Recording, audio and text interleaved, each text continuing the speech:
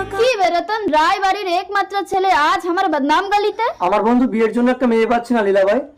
আমি কি বিহার ঘটক আছি বে? এখানে সবাই টাকা দিয়ে জবানি নিয়ে যায়। না মানে তিমিরের মা একটা বৌমা খুঁজছিল মাস তিনিকের জন্য, ভাড়া দিয়ে দেবো। বউ ভাড়া করে নিয়ে যাবি? গড়গে मेरी जान मेरी जान मेरी जान।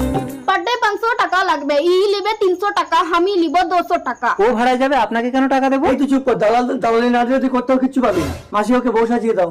যা গর্গি ভালো করে বউ সেজে আয়। ও ঠিকঠাক অভিনয় করতে পারবে তো? মা জানতে পারলে কিন্তু মুশকিল হয়ে যাবে।